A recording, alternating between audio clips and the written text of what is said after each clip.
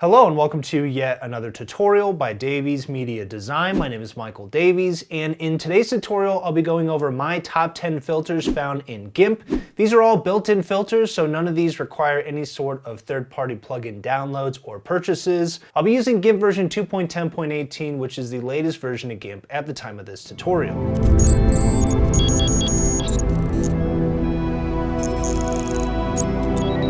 Before I dive into today's tutorial, don't forget to check out my website, daviesmediadesign.com. I have tons of video tutorials, ebooks, and help articles covering free software, so definitely check that out. You can enroll in my GIMP 2.10 Masterclass from beginner to pro photo editing on Udemy. You can enroll in any of my Skillshare classes by visiting gimpschool.com, and you can get more with a premium membership to Davies Media Design. I'll include all the relevant links from this tutorial in the description of the video. For this top 10 GIMP filters list, I've basically chosen filters that perform the best, as well as those that have the most utility or usefulness, and the filters that are most commonly used or most popular. So in other words, there are tons of great filters in GIMP, but if they're sort of more obscure or have very few use cases, I went ahead and skipped over those filters for this list. These are basically in the order they are found inside of the filters dropdown, so let's dive into filter number 1, and that is going to be the Gaussian Blur filter. So this is probably the most commonly used and most popular filter in GIMP because it does have a ton of uses. It can be used, of course, to apply a general blur to your layers, but it can also be used to blend certain effects. So if you have harsh lines from things like painting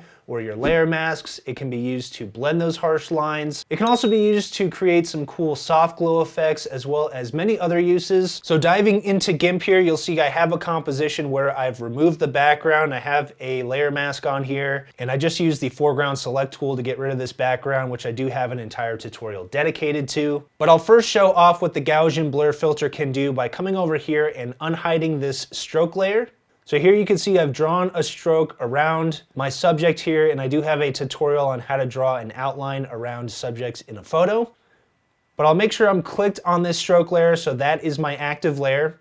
And now I'll go to Filters. So here is the Filters menu, Blur, Gaussian Blur. This is our first filter. So here is the Gaussian Blur filter dialog box. And I'll just briefly go over the settings for each one of these filters I cover. But the size X and size Y filters basically control how much blur you're adding here. And by default, this chain link icon is going to be locked. I recommend you keep that locked. And so by increasing the size here for the X and Y, you'll see that's going to add a blur. And in this case, the blur is blurring that stroke I drew around the subject, and it's creating this cool glow effect. So it's very common to keep these other settings here set to the default, so I'm not gonna get into those too much, but here's a before, here is an after, and I'll click OK. So that's one of the uses. Let's hide that stroke layer, and then we're going to unhide this background layer to demonstrate the second use. So this background layer was not the original background, obviously. Let me come over here and click on our original image layer. And if I right click, I can go up to Disable Layer Mask, and you guys can see that was the original background. So right click, let's uncheck Disable Layer Mask. So there is a layer mask on here, and if I hold Control and zoom in, you'll see that the layer mask is not perfect, so you can still see some of the original background. So for my second example here with the Gaussian Blur filter, I'm going to blend the effect created here by the layer mask. So I'm blending the edge of the layer mask. So making sure the layer mask is active, I'll come back to Filters, Blur, Gaussian Blur, and you'll see that just adding that very tiny amount of blur is going to help blend that. And of course I could continue turning this up until I got the result I wanted. If I went all the way up, it'd be a bit too much. So if I hold Control, zoom out, you can see what having just a bit of blur does to this. It helps to blend this in, and it's also kind of creating a glow since the original background was a solid gray color. So I'll click OK on that. The second filter on my list is the high pass filter, and this is one of two very commonly used sharpening filters found in GIMP, so it's used to sharpen an image. What it does essentially is it isolates the edge details of your image by using contrast, and then you can use those isolated edges in order to sharpen those details. So let me show you by coming over here to this image of a bird, and I'll hold Control and zoom in with my mouse wheel. So what I'll do is I'll duplicate this image, and I'm going to add a layer mode to this. So I'll go to my mode and scroll down until I get to the soft light layer mode. And now what I'll do, and let me just double click and name this sharpening. hit the Enter key. So on our sharpening layer, I'll go to Filters, Enhance, High Pass, and I'll hold Control and zoom in. So because we have a layer mode on here, it's hard to tell exactly what's happening. But if I change the layer mode back to normal temporarily, you'll see everything has been grayed out that's not really considered a detail, and the edges of details are now showing here. And you can adjust how much of those details are selected using the standard deviation. So if I increase this, it's basically decreasing the threshold of what's considered an edge, and so it's selecting more details. Whereas if I decrease this, you'll see it is being a bit more subjective as to what it considers an edge. And then if you increase the contrast amount, that is increasing the amount of contrast being applied to those edge details, so it makes them more prominent. And then if I decrease that amount, you'll see that'll make these less prominent. So if you want to add more sharpening, I recommend increasing the contrast. And usually you can increase the contrast more with larger images. So let's go back here and change this layer mode back to the soft light layer mode. And you can preview this. So here's a before, here's an after. In this case, there's not a ton of sharpening happening here. You can also come down and change the layer mode to something like hard light instead. So once again, here's a before, here's an after. We're getting a bit more sharpening. And let's also increase the standard deviation a bit. So once we have the settings as we want them, I'll click OK. And now we've added some sharpening here to our image. As I mentioned, this is one of two commonly used sharpening tools inside of GIMP. The second one is going to be the third top GIMP filter on my list, and that is going to be the Unsharp Mask filter. So this is probably the most commonly used sharpening filter, and in my opinion, it is the best. The reason for that is that it's super easy to use and it's very effective. So sticking with this image, I'm going to delete the other sharpening layer we just created. And in this case, our sharpening is going to occur directly on the original layer. You can always duplicate this layer if you want to preserve the original image. So let's double click on this and name it Unsharp Mask. Hit the Enter key. So now I'll go to Filters, Enhance. So there was High Pass. Now we'll go to Sharpen Unsharp Mask. So this essentially uses the same principles here. It's going to add contrast to the edges of the details in your image. It's just going to do that using slightly different metrics. So we have the radius, which is essentially increasing or decreasing the size of those edge pixel areas or those edge details. And then you have the amount, so that's of course either increasing or decreasing the amount of sharpening happening on those edge details. And usually when you have larger photos, you can increase the amount more. In this case, it's a fairly small photo, so when I increase the amount, it's adding way too much noise and way too much contrast to those edge details. So keep that in mind when you're sharpening with these. And then threshold, if you increase this amount, you'll see that's pretty much removing the effect from those edge details. So I tend to keep the threshold set to 0. Here's a before, here's an after. I'll click OK. If I hold Control, use my mouse wheel to zoom out, you'll see there's the final photo and we can compare it to the original.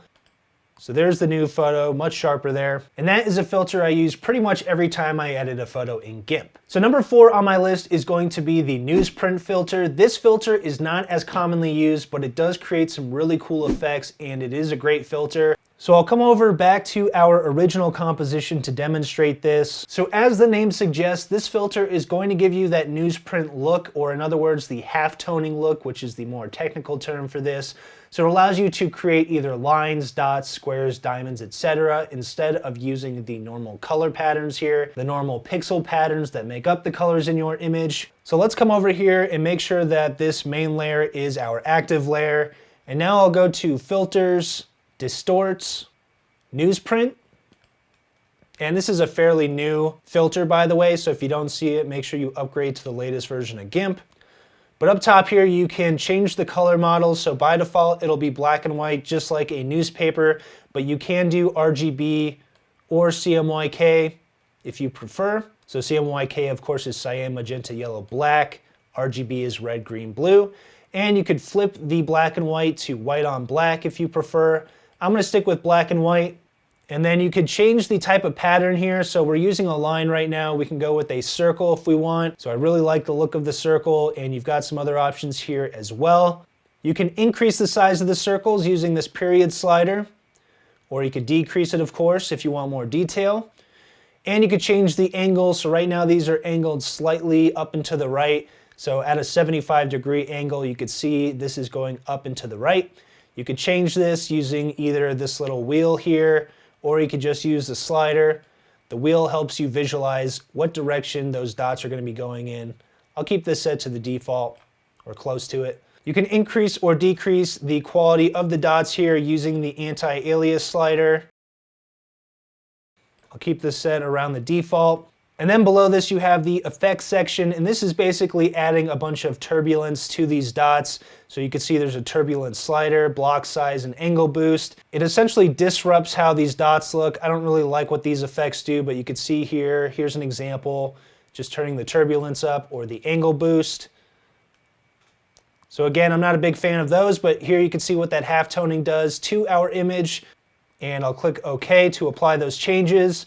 And there is the result of that effect. Moving on, the number 5 filter on my list is the drop shadow filter, and this filter can be added to text, which is where it's most commonly used, or it can be added really to any objects in your composition.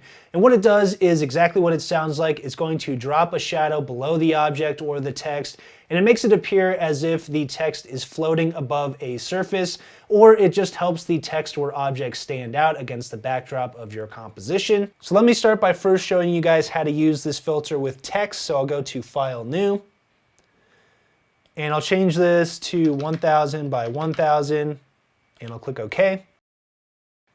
So let me come over here, reset my foreground and background colors to black and white, hit the X key to switch to white, Shift B to grab my bucket fill tool, we'll fill that in with white. We'll hit the T key on the keyboard to grab the text tool. Let's increase the size of the text to 200. I'm just using Century Gothic Bold for this example. And I'll click on my composition and I'll type GIMP. So right now our text is the same color as our background, so we can't see it. But what I can do is go to Filters, Light and Shadow, Drop Shadow. And there you can see now we have a shadow behind our text. That's helping our text stand out. So using the drop shadow dialog, we can change the offset of the actual shadow. So right here we have an X and Y slider. X will move it on the horizontal plane, Y on the vertical plane. And once again, this will be linked by default. I recommend keeping that linked unless you want different values for your X and Y. So you can see what happens when I shift this to the left. It's going to move this in a diagonal fashion when you move the X and Y sliders together. Otherwise, if we unlink this, we could just move this horizontally. And if we use the Y slider, we can just move this around vertically. The blur radius is just how blurry that drop shadow is going to be. And a new feature is that right now when, for example, we increase the blur radius, the blur goes outside the original layer size, the original layer boundary for our text. If we were to apply this as is, the boundary would actually automatically move outwards. So that is a new feature. Instead of cropping out the blur and having it get cut off, it would extend the layer boundary here to fit in that blur. I'm going to turn the blur down. I don't want it up that much. We can also change the color of the blur. So right now it's just black. We can go with the red color or any of the colors in here. Let's go with a bluish color for now. And you can change how prevalent that drop shadow is by increasing the opacity or decreasing it. So let's go with about right there. By setting the clipping to adjust, as I mentioned, that's going to move the layer boundary outwards to fit the new drop shadow. If you do want it to get cut off, you could change this to clip. So I'll click OK, and there's our drop shadow. This filter can be used with objects as well, so not just text. Let me demonstrate by coming back over here to this composition. I'll come over here, right click, go to Apply Layer Mask, so that now we just have this layer here with a transparent background. So the main object in this layer is going to be our subject. And now I'll go to Filters, Light and Shadow, Drop Shadow. And there you can see it'll add a drop shadow behind our subject. We can mess around with the position of this and all the other settings, which I'm not going to do again, and I'll click OK. And now our object has a drop shadow. The number 6 filter on my top 10 GIMP filters list is also a shadow. This one is going to be the long shadow. This is another new feature that was added in one of the newer versions of GIMP. This filter does exactly what its name says. It adds a long shadow to an object or a piece of text. So let me come back over here to our composition with the text. And I'll come over here and delete this text layer. Let's switch our color to black, hit the T key on the keyboard, and this time we'll retype GIMP. And now I'll go to Filters, Light and Shadow, Long Shadow. So here you can see what this is doing. Let's change the color so we can see it better. Let's go with a green color this time. Click OK. So right now this is set to finite. We could change this to infinite. That's going to have this go all the way to the edge of the layer. In this case, I didn't reset the size of the layer, so we can go to Layer, Layer to Image Size. And now making sure we're on our GIMP layer, let's bring back up that Long Shadow filter. So Filters, Light and Shadow, Long Shadow. Change the color back to that greenish color we were using.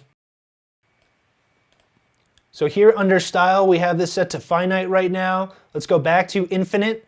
So that makes the shadow go all the way off the page. It gives it that flat look that you see a lot. The flat look isn't quite as popular as it was a couple years ago, but it's still pretty popular. It's used for things like flat icons, etc. So you can achieve that look very easily here with this filter.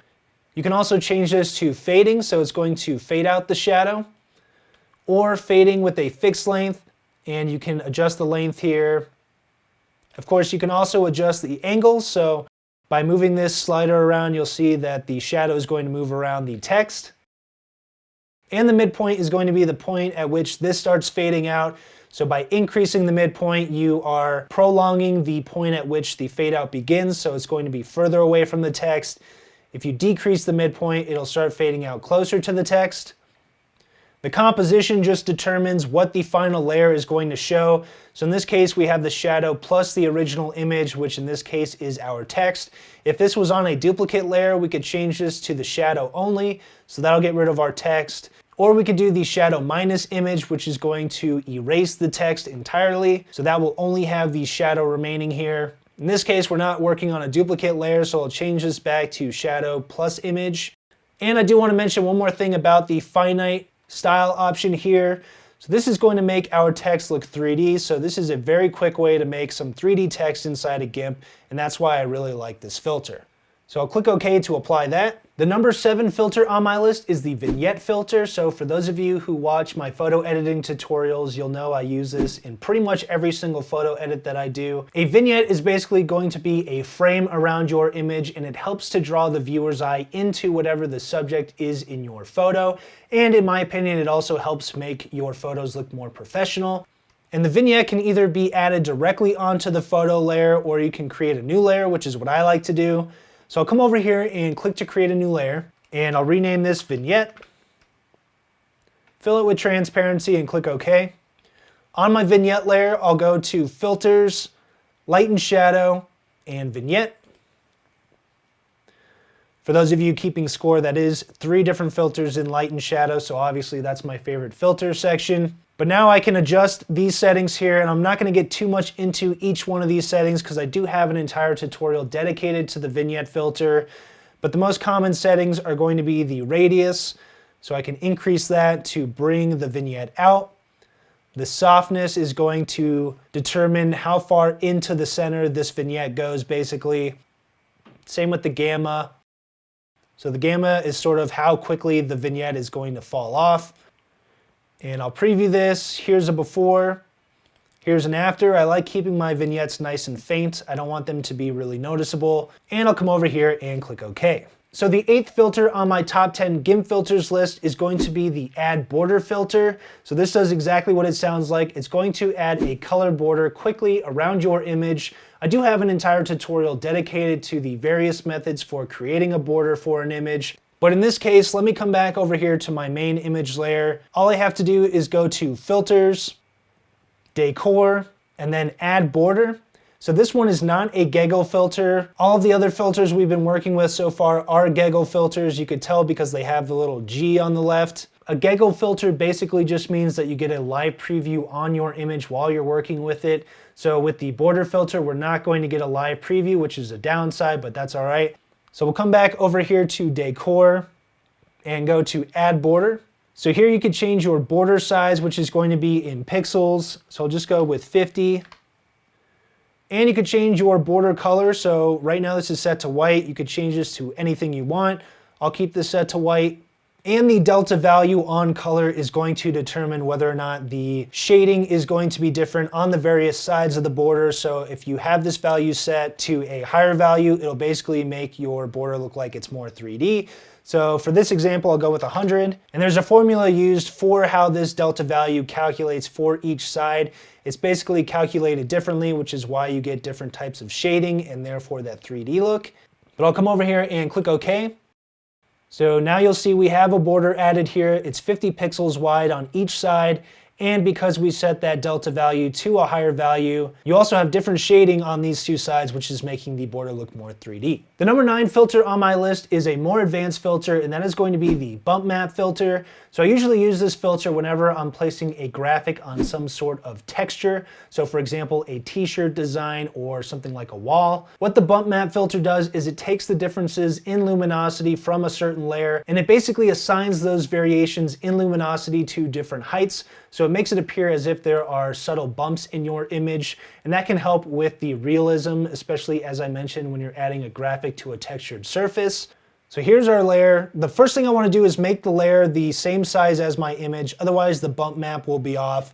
So I'll go to Layer, Layer to Image Size. So now let's assign the bump map to this, and basically what it's going to do is grab the texture from the brick wall behind it and apply it to our logo layer. So let's go to Filters, Map, Bump Map, and this is a gaggle filter, so it will give us a live preview on here.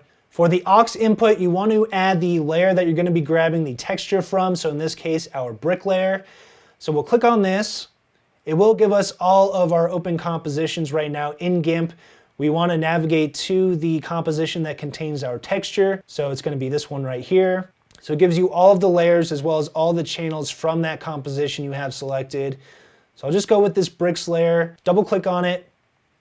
And now you can see it's grabbing the differences in luminosity from that brick photo, and it's adding that as textures to our visible copy layer or our logo layer. And now you can play around with the settings. So compensate is basically going to brighten this because this effect does tend to darken the original layer. So if I check that again, it's going to brighten that back up.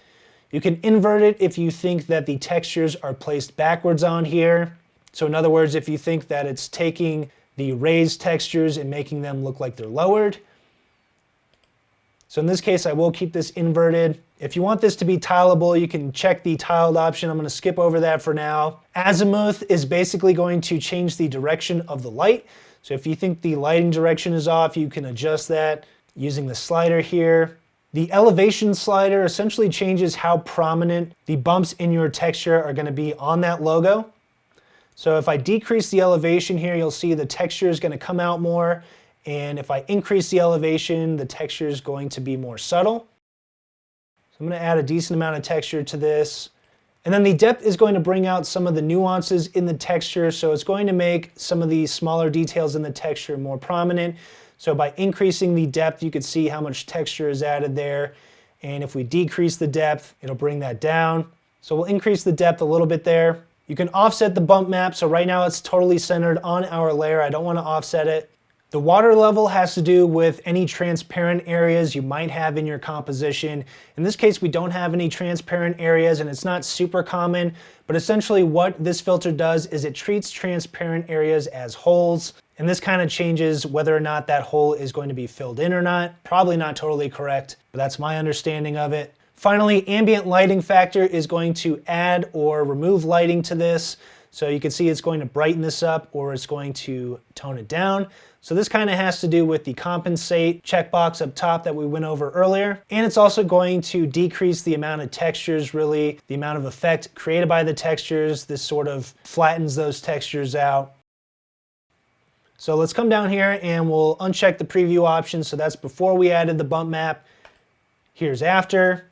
So this gives us some nice realistic textures here, and I'll click OK. The final filter on my top 10 GIMP filters list is going to be the Little Planet filter. So this is another fairly new filter, and it's going to be used to create a sort of little mini globe effect. So let me show you what I mean. I'll come over here. It works best with skyline photos such as this one, and I'll go to Filters, Map, Little Planet.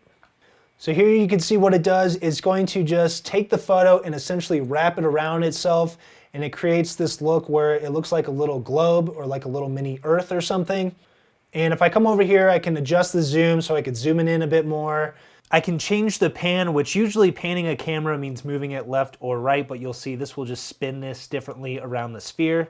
We've got the tilt option here, so right now it's set to 90 degrees, which is going to give us that completely spherical look, whereas if I shift this, it's going to tilt our camera up or down, which is more true in this case to a traditional camera movement here. And you can see that's changing the plane of the sphere. So let's set this back to 90. If I middle click with my mouse and I type in 90, the spin is basically going to rotate this. So right now you can see the seam is right here towards the bottom.